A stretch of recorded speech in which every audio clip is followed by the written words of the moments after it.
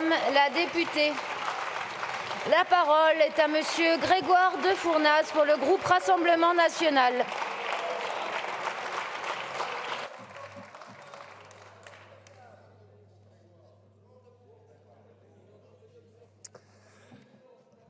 Merci Madame la Présidente. Madame la Ministre, Monsieur le Président de la Commission, Monsieur le rapporteur, chers collègues. Notre pays fait face à une inflation alimentaire sans précédent. Depuis la guerre en Ukraine, les prix de l'alimentation ont en effet augmenté de 25%, écrasant les ménages qui doivent de surcroît faire face à l'explosion du coût de l'énergie et notamment du carburant. Cette inflation alimentaire a des conséquences dramatiques. Baisse des achats alimentaires, 1 Français sur 6 déclare ne pas manger à sa faim, 1 sur 3 saute même des repas. Et malgré cette explosion des prix de l'alimentation, les agriculteurs français continuent de produire en dessous de leur coût de revient. Le tiers d'entre eux vivent avec moins de 500 € par mois. Les exploitations décapitalisent, les productions s'effondrent, laissant place à des importations en constante augmentation. Ce résultat catastrophique, c'est le vôtre.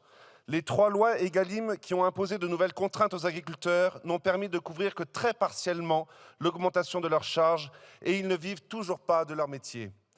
La seule et réelle efficacité des lois Egalim aura été d'accélérer l'inflation alimentaire dans des proportions considérables, car vous avez accepté le principe intrinsèquement inflationniste de l'augmentation du prix au consommateur pour mieux rémunérer le producteur.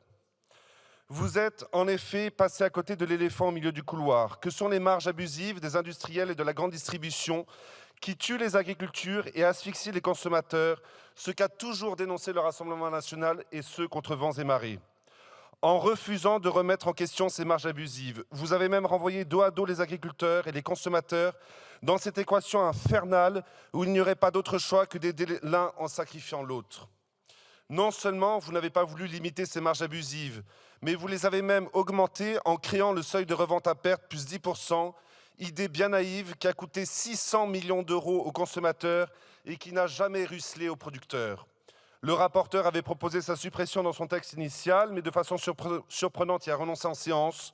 Nous avons déposé un amendement pour que nous puissions enfin supprimer ce SRP plus 10. Quand les Français n'arrivent plus à se nourrir et que notre agriculture continue de disparaître, l'inaction du gouvernement et de cette majorité est profondément coupable. Il n'est plus temps d'attendre d'hypothétiques points d'étape, de bilan, de concertation, de table ronde ou d'un fumeux pacte de modération des marges qui ne sont pour vous qu'une manière de gagner du temps et de masquer votre inaction. Face à cet enjeu et cette urgence, il convient de faire preuve de pragmatisme et que chacun remette en question ses certitudes. J'ai bien entendu le président de la Commission nous justifier son refus de principe de ce texte en raison de sa fidélité à ses convictions prétendument libérales. S'il est toujours un peu surprenant d'entendre un macroniste nous parler de cohérence idéologique, je voudrais lui dire que nous ne sommes plus en 1980, que le mur de Berlin est tombé, que Brejnev et Reagan sont morts, et qu'en 2023, la menace n'est plus le Parti communiste qui plafonne à 2%, mais plutôt la prédation de la finance et des multinationales qui ruinent l'économie française. Ne tombez pas dans cette facilité, chers collègues de la majorité, de dénoncer une prétendue convergence idéologique entre le Rassemblement national et la France insoumise, qui n'existe, et vous le savez, que dans vos éléments de langage. Face à l'immobilisme et l'impuissance du gouvernement à lutter contre l'inflation et la ruine des agriculteurs, oui, il existe des députés de tous bords, y compris quelques-uns dans la majorité, qui prennent leurs responsabilités et qui veulent trouver des solutions. Qui n'est pas contre les marges délirantes des multinationales de l'agroalimentaire en augmentation de 70% en 1 an et demi? Qui n'est pas scandalisé de voir dans les rayons de la grande distribution des légumes vendus à des prix 10 fois supérieurs de ceux payés aux producteurs? Face à ce scandale, les Français nous demandent d'agir.